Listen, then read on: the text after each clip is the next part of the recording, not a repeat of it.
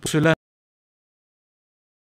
de se manifester pleinement au milieu de nous et se manifester aussi au travers de chacune de nos vies.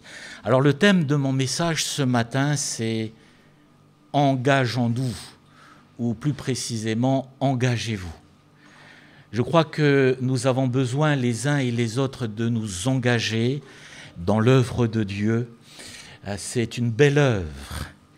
Et bien sûr, nous voulons compter sur sa grâce. Je vous propose comme texte d'introduction une lecture, premièrement, dans Matthieu au chapitre 20 et le verset 28. Matthieu au chapitre 20 et le verset 28. Il est question ici de Jésus et il est écrit « C'est ainsi que le Fils de l'homme est venu, non pour être servi, mais pour servir et donner sa vie comme la rançon de plusieurs. » Il est dit concernant le Seigneur Jésus qu'il est venu non pour être servi, mais pour servir. C'est quelque chose d'impensable de réaliser que Jésus est venu non pour être servi, mais pour servir. Celui qui a la position la plus élevée, c'est le Seigneur Jésus-Christ. Nous le chantons, il est au-dessus de tout, il est au-dessus de la création, il est au-dessus des royaumes, il est élevé en dignité, et pourtant l'Écriture nous dit, lui qui est le Fils de Dieu, lui qui est Dieu lorsqu'il est venu sur la terre des hommes, il est venu non pour être servi, mais pour servir. Jésus est le premier en tout.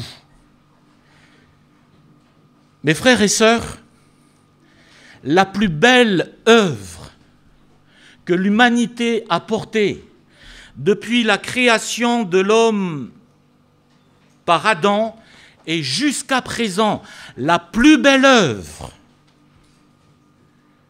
que l'Éternel, que le monde a portée, c'est quand Jésus est venu et quand il est mort sur la croix. La plus belle œuvre, ce n'est pas quand on a, à un moment donné, les hommes ont créé l'électricité et la lumière. La plus belle œuvre, ce n'est pas quand, à un moment donné, l'homme a créé des avions et on peut aller d'un pays à l'autre sans souci et sans difficulté. Du moins, c'est en partie sécurisé et on peut prendre l'avion. La plus belle des œuvres, ce n'est pas quand la première fois ils ont créé une basse, mais la plus belle œuvre, c'est quand le Seigneur Jésus est venu. C'est quelque chose d'extraordinaire. Parce que lorsque Jésus est venu, il est venu nous donner la vie et la vie éternelle. Nous ne sommes que passagers sur cette terre. Comme je le dis si souvent, parce que la parole de Dieu le dit, la vie de l'homme est comme une vapeur qui paraît pour un temps et qui disparaît. C'est la vie de l'homme. Nous sommes que de passage sur cette terre, mais Jésus est venu et il est venu pour nous donner la vie et la vie éternelle. Apple ne nous donne pas la vie éternelle. Gucci ne nous donne pas la vie éternelle. Paris a un slogan.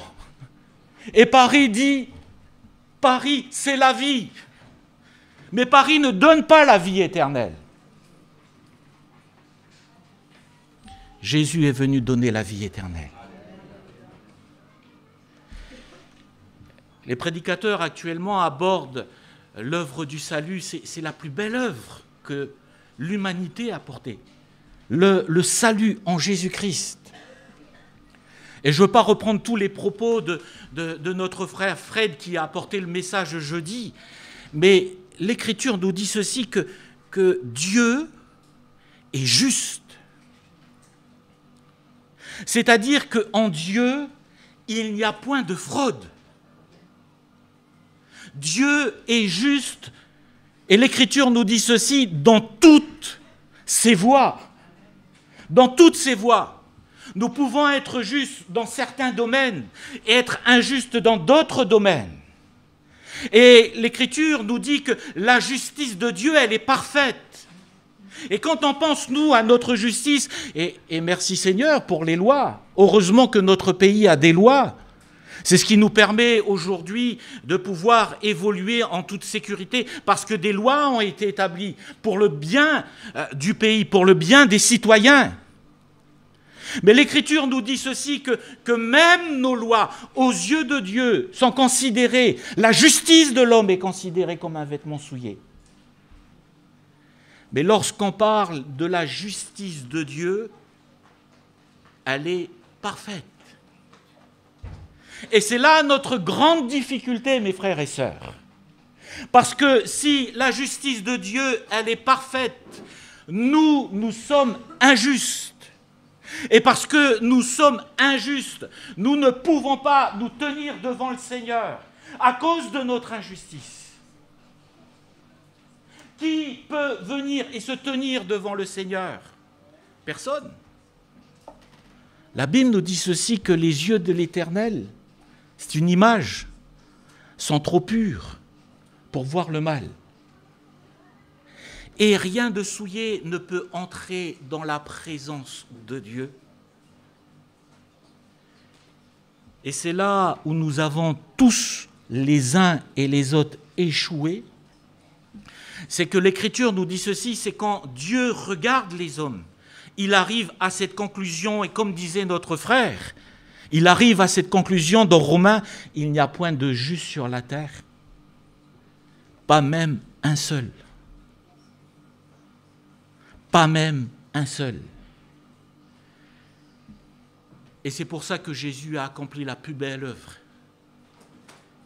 Mes frères et sœurs, s'il y a quelqu'un qui n'a jamais péché, c'est Jésus. L'Écriture nous dit ceci, qu'il n'a jamais péché, ni par ses œuvres, ni par ses paroles, ni par ses pensées. Nous, on pêche tout le temps. Et c'est pour ça qu'on dit merci Seigneur pour Jésus qui est notre avocat auprès du Père. Mais lui, durant tout son pèlerinage sur cette terre et durant ses 33 ans et demi, Jésus n'a jamais péché. Et s'il y a quelqu'un qui a pu accomplir toute la justice de Dieu, c'est le Seigneur Jésus-Christ. C'est pour cela que c'est une œuvre extraordinaire. Parce que s'il y a quelqu'un qui peut nous justifier devant Dieu, si nous avons été disqualifiés par nos péchés, s'il y a quelqu'un qui peut nous justifier devant Dieu, c'est le Seigneur Jésus. Nous venons, et lorsque nous venons devant le Seigneur, notre cœur est là pour nous dire que nous sommes coupables. Mais Jésus, lui, est venu et il a accompli toute la justice de Dieu. Et Jésus est venu et il a porté, parce qu'il est le Saint, parce qu'il est l'agneau de Dieu, il est venu et il a pris nos péchés à la croix. Il s'est fait pécher pour nous. Je ne sais pas quelle est votre situation ce matin. Une chose est certaine, l'évangile c'est simple. Une chose est certaine, c'est que si vous n'avez pas la vie éternelle, acceptez Jésus comme Sauveur et Seigneur. Certes, nous sommes tous des pécheurs.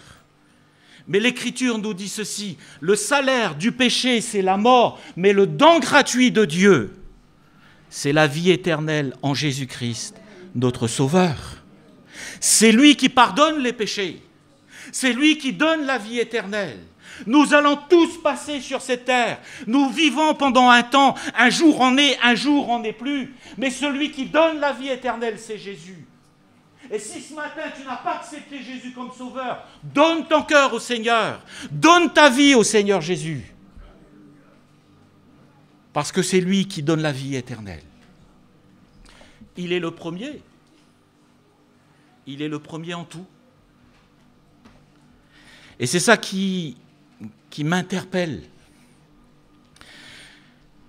Parce que la nature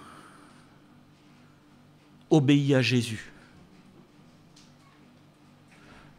Le monde visible comme le monde invisible est soumis au Seigneur Jésus-Christ. L'Écriture nous dit ceci, quand Jésus est arrivé à Gadara, un démoniaque a vu le Seigneur.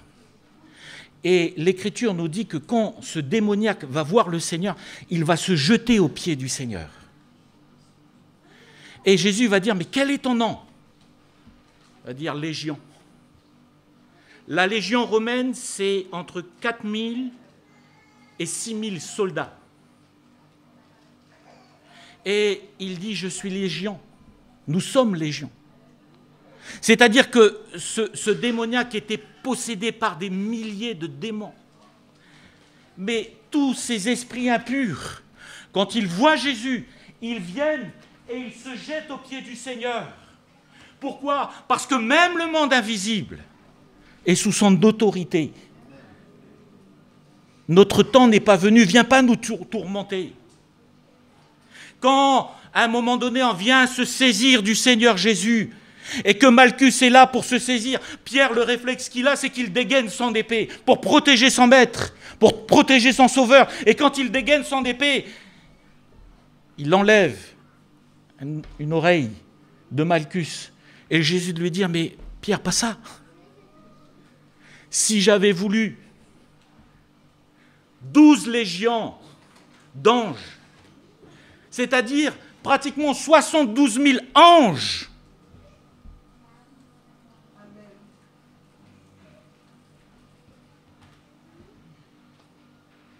le ciel est soumis au Seigneur.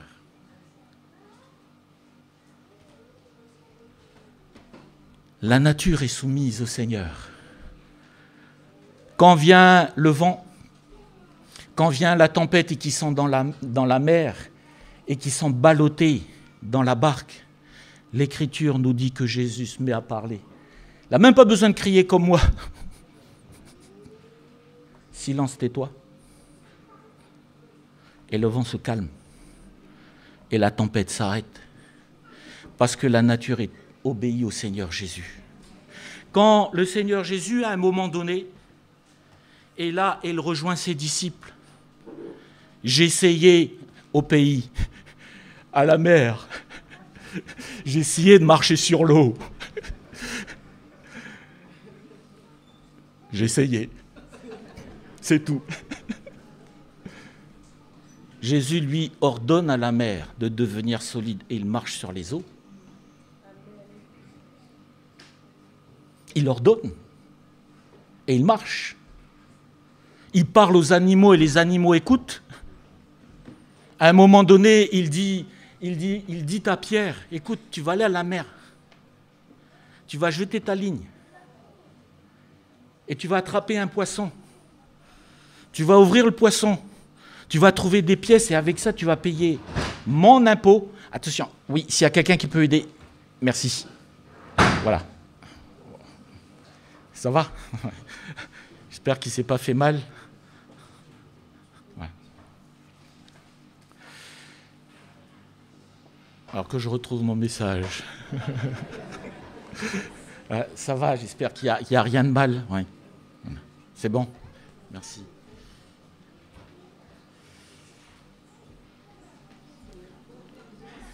Le poisson, merci. On y est. Ah, ça va, vous m'écoutez. Je pensais que je vous aviez perdu.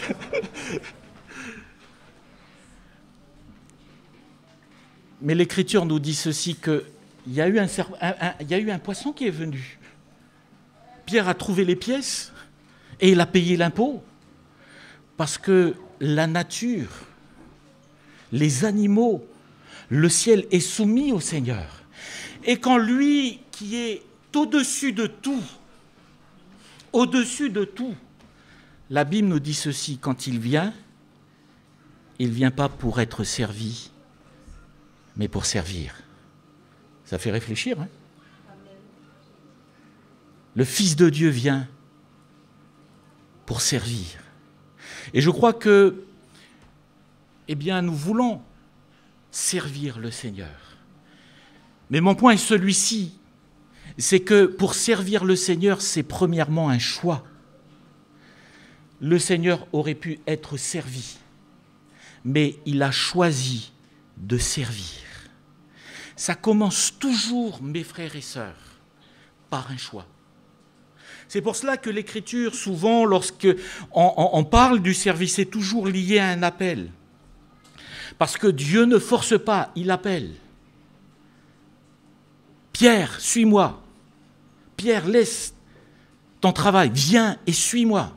Et je ferai de toi un pêcheur d'hommes. Parce qu'il y a toujours et toujours un choix personnel. Il y a eu un sondage il y a quelques années, et là c'est aussi notre réalité à l'heure d'aujourd'hui.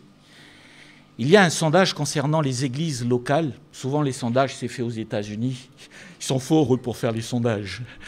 Mais il y a eu ce sondage et ils sont arrivés à cette conclusion en faisant ce sondage auprès des églises locales. Seulement 20% des chrétiens sont engagés dans le service local. C'est fou, hein ? 20%. 20% de chrétiens qui sont engagés dans un service, qui sont engagés financièrement à soutenir l'œuvre de Dieu. 20% sont engagés dans le service. Ça me réjouit dans le sens où on a encore de la marge. Parce que je me dis, si il n'y a que 20% dans l'église locale de Thionville, et on fait ce qu'on fait, alors imaginez qu'on soit 40%. C'est-à-dire que notre service, notre engagement risque de doubler, juste à 40%. Alors je me dis, mais si on passe à 60%, alors notre engagement qui est actuel va tripler. Ah là là, merci Seigneur. Merci Seigneur pour vous tous. Et ça serait le top si on est tous les uns et les autres comme un seul homme. On est tous à 100% et de dire, voilà Seigneur, dans mon église locale, je veux m'engager. Mais ça, on revient à ce que le Seigneur a fait à un moment donné. Lui qui est le roi des rois, s'est dépouillé, la Bible nous dit, de sa gloire, et il s'est fait serviteur. L'année 2025, que ça soit pour chacun d'entre nous une année spéciale. Une année spéciale pour dire, voilà Seigneur, je renouvelle mon engagement à ton égard. Je renouvelle mon service pour toi.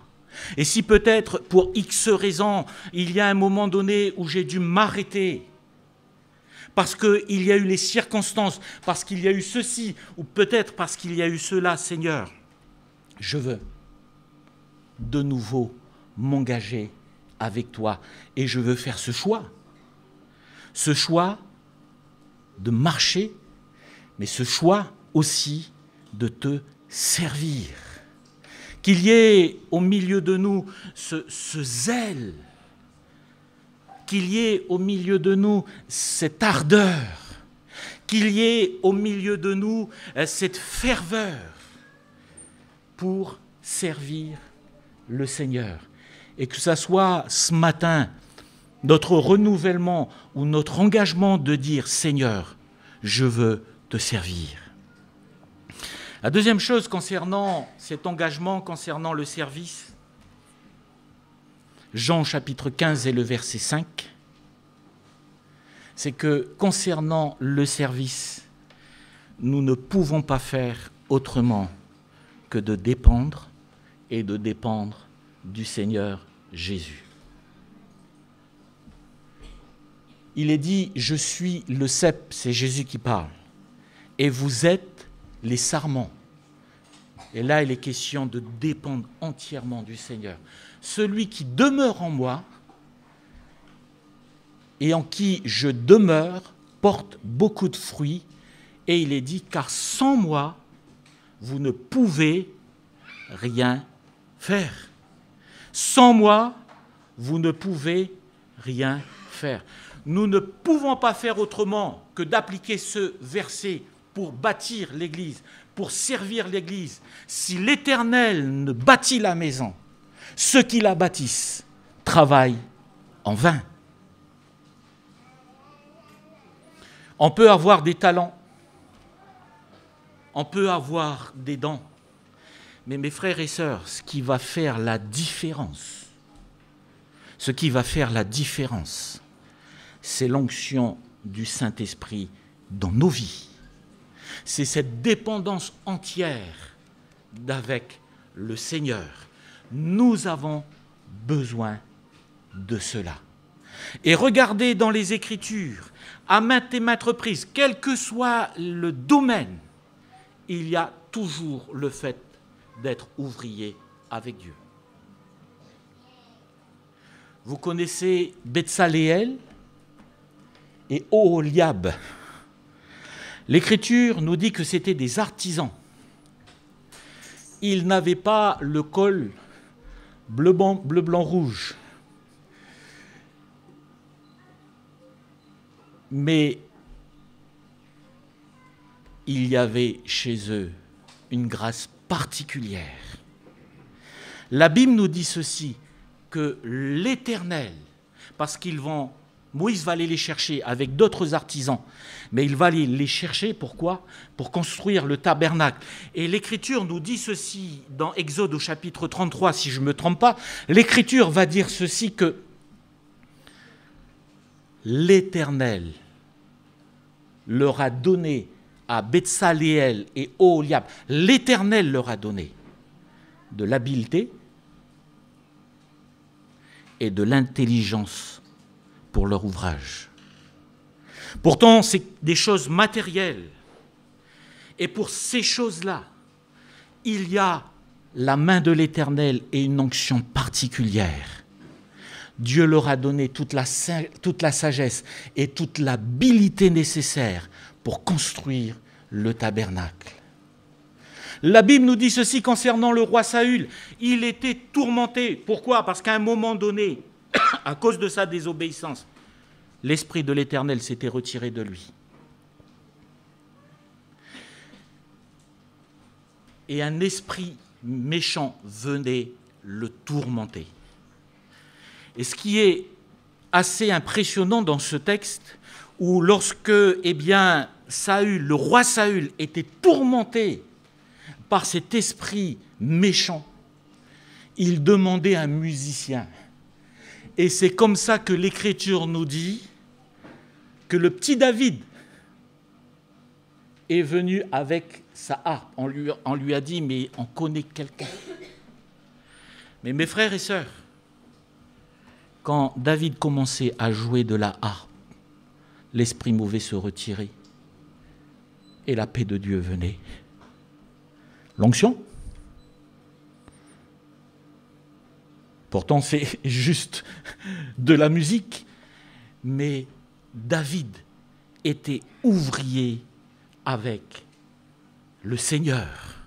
Et quand il se mettait à jouer, il y avait une onction particulière qui venait sur sa vie, qui venait sur ses moments. Sans moi, vous ne pouvez rien faire. L'apôtre Paul, à un moment donné, s'adresse à des chrétiens et il dit, mais je suis obligé de parler avec folie. Parce que certains remettaient en question son apostolat. Et là, il va juste rappeler une chose. Il va leur dire, mais juste en passant. Et là, il parle avec folie. Il dit, mais juste en passant, vous êtes le fruit de mon apostolat. Vous commencez à me remettre en question parce que certains sont là pour me descendre. Mais il dit, mais vous êtes le fruit de mon apostolat. Et il rajoute, en passant, parce qu'il se faisait massacrer de chez massacré, en passant, il rajoute en disant, mais j'ai travaillé plus que les autres apôtres. Bien sûr, il parle avec folie, mais il est dans cette justification. Il dit, mais j'ai travaillé plus que Pierre, que Jacques, que Jean, que Matthieu. Il dit, j'ai travaillé plus que les autres apôtres.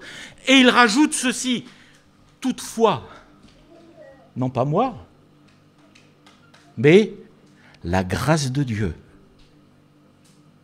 qui m'a permis d'accomplir cela. Sans moi, vous ne pouvez rien faire. Et c'est pour ça qu'on peut entrer dans toutes sortes d'œuvres. Mais une chose certaine, c'est que nous avons besoin de dépendre du Seigneur. Si nous voulons faire la différence pour cette année 2025, nous avons besoin de dire « Seigneur, on veut rentrer dans tes plans. Seigneur, nous avons besoin de toi. Seigneur, nous voulons agir avec toi. Seigneur, nous avons besoin de ton esprit parce que sans toi, je ne peux rien faire. » Troisième point, c'est que le service, c'est un état d'esprit. C'est une mentalité. Matthieu au chapitre 25 et le verset 23, il est dit, son maître lui dit, « C'est bien, bon et fidèle serviteur, tu as été fidèle en peu de choses, je te confierai beaucoup, entre dans la joie de ton maître. » Il est question ici de la parabole des talents. C'est-à-dire qu'un maître va confier des sommes d'argent importantes. Il confie des talents aux uns et aux autres et il va leur dire maintenant vous allez faire du business, vous allez entreprendre et vous allez faire fructifier cela. Et l'Écriture nous dit que 2 d'entre eux, parce qu'ils étaient 3, 2 d'entre eux vont revenir et ils vont faire ce travail.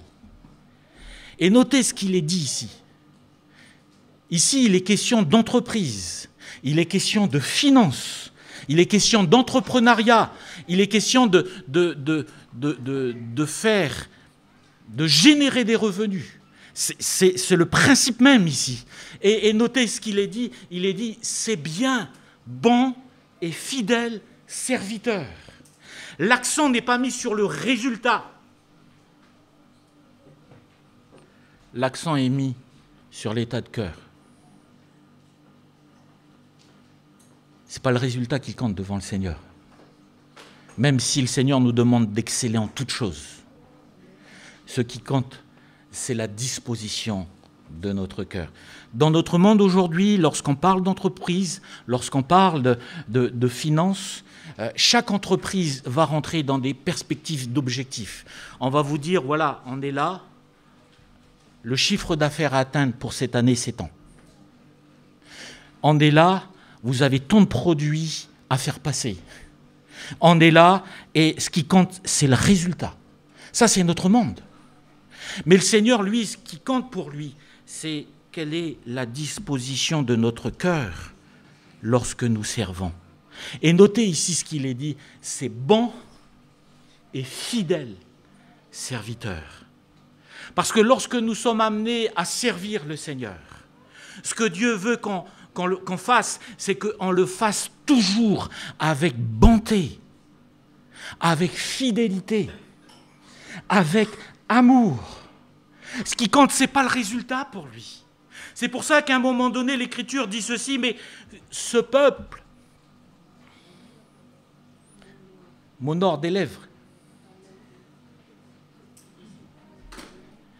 mais son cœur est éloigné de moi. C'est noble la louange. La Bible nous dit ceci, que Dieu siège au milieu de louanges. Merci Seigneur pour nos frères et sœurs qui nous entraînent dans la louange. La louange nous permet de vivre des moments extraordinaires, de vivre le miracle de Dieu. Paul et Silas étaient en prison. Et quand ils sont en prison, ils se mettent à louer le Seigneur de tout leur cœur. Et quand ils louent le Seigneur, ils chantent des cantiques à faire mal aux oreilles aux autres parce que tout le monde les entendait. La Bible nous dit que dans ce temps de louange, les fers sont tombés, les portes se sont ouvertes. La louange est une bénédiction. Parce qu'il y a des portes qui sont débloquées. Parce que parfois, il y a des chaînes qui sont brisées parce qu'on est dans la présence de Dieu et le Saint-Esprit vient nous saisir. Et là, on est là et on crie au Seigneur, Seigneur, brise tout cela. Mais la Bible nous dit ceci, qu'on peut honorer le Seigneur et avoir un cœur qui est loin de lui. Et c'est pour ça que servir le Seigneur, c'est exceller, c'est apporter le meilleur de ce que nous pouvons faire, de ce que nous pouvons apporter.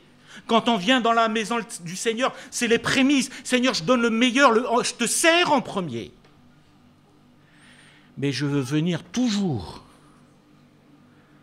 avec un cœur bon et avec un cœur fidèle. Comme je le dis souvent, un chrétien, ce n'est pas un sprinter. C'est un marathonien. On va marcher jusqu'au bout. Et parfois, on a des vents contraires. Parfois, on s'assoit parce qu'on est fatigué. Parfois, on est là et on n'a plus envie de se relever. Mais Seigneur, mon cœur est pour toi. Et je vais le faire avec fidélité. Seigneur, ce n'est pas toujours facile de te servir. Mais je veux toujours avoir un cœur bon et que mes motivations soient bonnes à tes yeux. Et quand il est question ici, notez que quand il est question de entre dans la joie de ton maître, il n'est pas ici question de cette affiliation de père et fils ou de père et fille. Tu es mon enfant. Entre dans la joie de ton père. Il pourrait le dire. Mais ici, il est question du service. Pourquoi ? Pour nous rappeler une chose, c'est que le service est tellement important aux yeux de Dieu, à tel point que lui qui est Dieu, c'est faire serviteur. Mais ce que Dieu recherche avant tout, c'est des hommes et des femmes qui ont un cœur pur, des hommes et des femmes qui ont de bonnes motivations, des hommes et des femmes qui sont bons. Bons. Il n'y a pas à avoir de honte à être bon. Ce n'est pas une faiblesse d'être gentil. Mais mes frères et sœurs, je ne comprends plus aujourd'hui. On est gentil, mais c'est la misère. Il n'y a pas de faiblesse à être gentil. Jésus a été gentil. Jésus a été gentil. Jésus a été doux. Il est doux et humble de cœur, nous dit l'Écriture. Et la douceur, ce n'est pas une faiblesse, c'est le fruit de l'esprit. Des fois, on a envie de lâcher une droite. Non, la maîtrise de soi, c'est le fruit de l'esprit. C'est la bonté. Et quand le Seigneur vient à nous, il vient avec ses sentiments. Et lorsque nous sommes amenés les uns et les autres à servir le Seigneur, c'est toujours avec les sentiments qui étaient dans le Seigneur Jésus-Christ. Je termine. Servir le Seigneur, c'est entrer dans des œuvres, c'est agir. Ecclésiaste au chapitre 9 et le verset 10, il est dit « Tout ce que ta main trouve à faire avec ta force, fais-le. » Pourquoi ? Parce que dans le ciel, ça sera trop tard. Bien sûr, on le servira d'une autre manière. Mais la Bible nous dit, il n'y a ni œuvre, ni pensée, ni science, ni sagesse dans le séjour des morts où tu vas. Tout ce que ta main trouve à faire, fais-le. Nike a copié les Saintes Écritures. Son slogan, « Just do it ». Just do it. Pensez qu'ils avaient trouvé la bonne formule. Tout ce que ta main trouve à faire, fais-le. Fais-le. Just do it, fais-le. Fais-le. Eh oui. Tous ces gens, ils ont juste qu'à ouvrir la Bible. Et il y a toute l'inspiration qui est là. Toute l'inspiration. Fais-le. Et c'est ce que le Seigneur nous demande. Fais-le. La foi sans les œuvres est une foi morte. Mais non seulement nous voulons avoir la foi, mais nous voulons agir. Mes frères et sœurs, la vie, c'est une belle aventure avec le Seigneur. L'œuvre de Dieu, c'est une belle œuvre. Il y a tellement de choses à faire que nous puissions dire, entendre l'appel du Seigneur et de dire, Seigneur, me voici et envoie-moi. Je veux me lever, mais je veux aussi agir. Josué, à un moment donné, s'adresse au peuple et il demande le renouvellement de leur engagement. Et il va s'adresser au peuple d'Israël. Choisissez aujourd'hui, non pas demain, mais choisissez qui vous voulez servir. Est-ce que vous voulez servir les dieux des Amoréens? Ou est-ce que vous voulez servir l'Éternel? Et l'église de Thionville dit avec Josué, moi et ma maison, nous servirons l'Éternel. Alléluia. On va prier le Seigneur. Te disant merci Seigneur pour ton œuvre dans notre église locale. Merci Seigneur parce que jusqu'à présent, tu as permis aux uns et aux autres de pouvoir te servir et de pouvoir accomplir tout ce qui a été fait. Et Seigneur, nous te bénissons pour cela. Mais pour cette année 2025, nous voulons renouveler notre engagement et te dire à nouveau, Seigneur, sers-toi de nous, sers-toi de moi. Nous voulons renouveler, Seigneur, notre engagement en te disant, oui, Seigneur, nous voulons te suivre, mais nous voulons aussi te servir.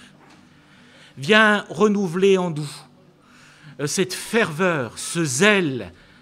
Viens renouveler en nous un esprit bien disposé pour faire ta volonté. Tu bénis ton Église. Elle est belle, ton Église, parce que tu l'as acquise au prix de ton sang. Et nous te demandons, Seigneur, de poser ta main sur chacun d'entre nous. Seigneur, à toi la louange et à toi l'adoration. Nous te louons parce que tu as des projets de paix et non de malheur, nous dit l'Écriture. Tu donnes à ton Église et tu donnes à chaque frère et sœur un avenir et une espérance. Seigneur, nous te bénissons pour cela, dans le précieux nom de Jésus. Amen. Amen.